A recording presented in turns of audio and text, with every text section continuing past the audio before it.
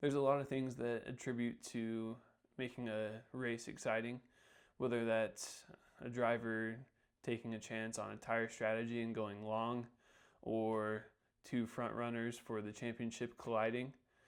Another aspect or another thing that happens that keeps racing interesting are wet races.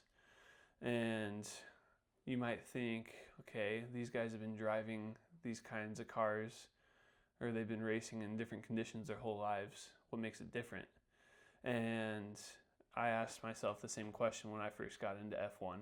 But the longer that I've watched it, some of the more enjoyable races have been wet races. Take Brazil in 2024. The rain was so crazy that the qualifying session, which usually happens on Saturday, had to be postponed till Sunday morning before the race, 4 hours before the race. And I'll claim to be a diehard F1 fan, but I'm that psycho that gets up at 4 and 5 to watch practice sessions and qualifying sessions. And because that qualifying session got pushed, it was 7:30 a.m. Brazil time, which is 3:30 where I live. But we were still up and we watched it, and it was 2 hours and it was awesome. But one of the things that levels the playing field is the rain, because a lot of drivers, driving in the dry, is pretty standard for these guys. But you throw a massive rainstorm in there, wet track, high speeds, sharp turns, and it turns into anybody's game. Like I said, Brazil, Max went into the weekend with a 5-place grid penalty for going over his power unit allotment. So he was already down 5 places, and then with the qualifying session being 2+ hours because of weather delays and safety cars and red flags, Max Verstappen went out in the second part of qualifying. So he finished 12th in qualifying, plus the 5-place grid penalty. He started in 17th on the grid. From 17th on the grid, Max pulled everything he could out of the car, and through more red flags, crashes, safety cars, and staying out when other drivers were not too scared, but when other drivers couldn't handle the lack of grip anymore, they came in. Notably, George Russell and Lando Norris came in right as Franco Colapinto decided to spin and crash and shatter his car on the start-finish straight, which led to a red flag, which allowed Max to have essentially a free pit stop.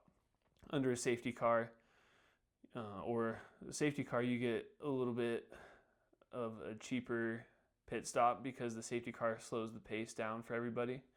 And if it's a red flag, the race stops entirely. Everybody comes in, and under a red flag, you're able to change tires, change components on the car if you've busted a front wing or anything like that. And so Max took that advantage, and when the race started up again, like I said, Max started 17th on the grid, and he overtook Esteban Ocon, who was racing for Alpine at the time before he got cut, and overtook Esteban Ocon and ended up having one of the craziest drives, going from 17th on the grid to first place, pretty much securing his championship run in 2024.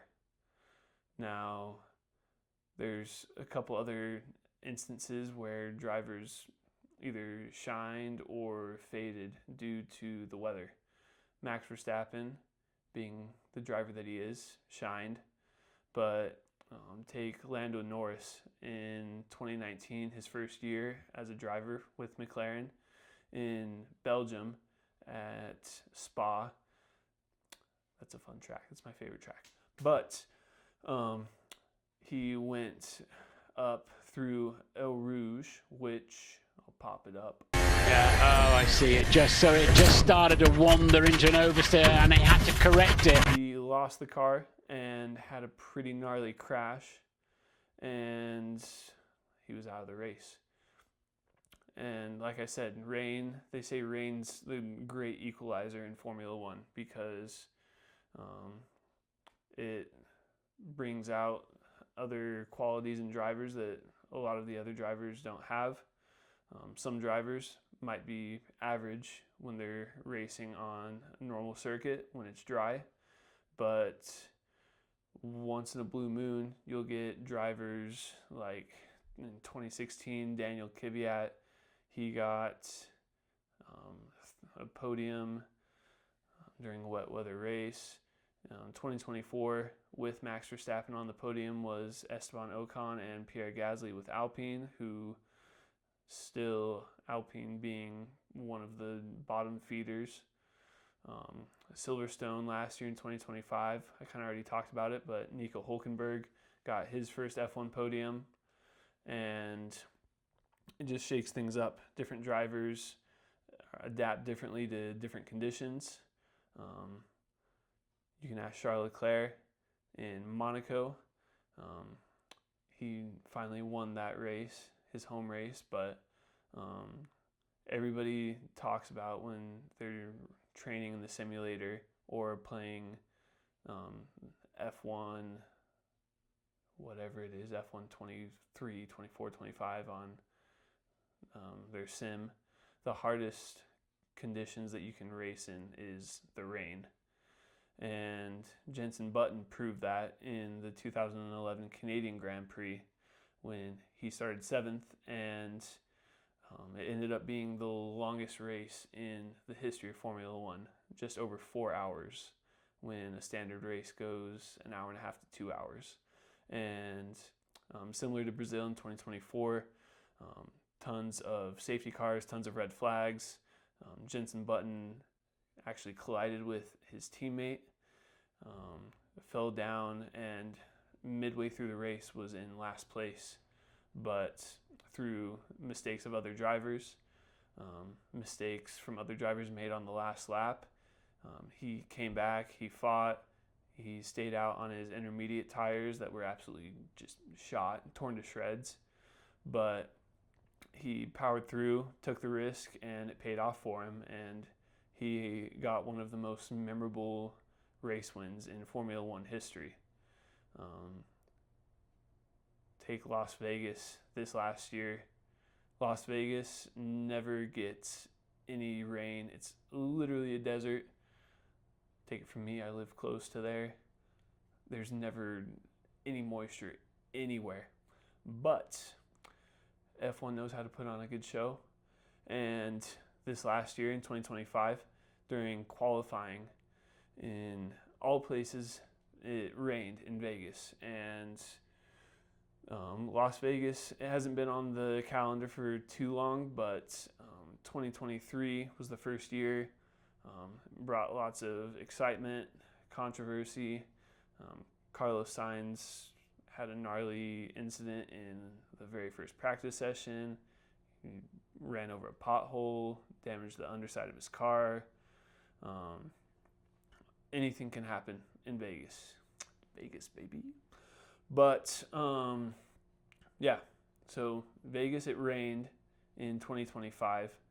And Vegas, being a street circuit, was already slick. And with the race being at night, it was extra slick. And then you put rain on top of that, and those guys are literally driving on ice. And Lando and Oscar still finished in first and second in qualifying. And Carlos Sainz for Williams, who kind of another midfield, bottom field team. Carlos Sainz got third in qualifying. Just from his ability, one of his strong suits is driving in the wet. But Yeah, wet weather driving creates for all kinds of excitement and absolute chaos. If you are thinking about getting into Formula One, or you already watch Formula One, if you watch the races on Sunday, if you hear that there's going to be rain in a practice session, a qualifying session, you might want to tune in just to see the chaos that ensues.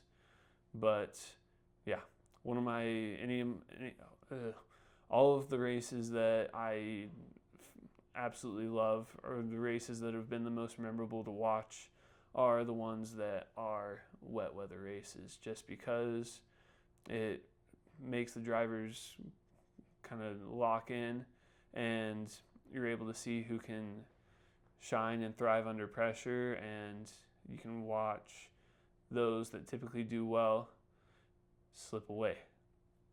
But yeah, like I said, rain's the great equalizer and makes for good racing. But yeah, gotta love the rain.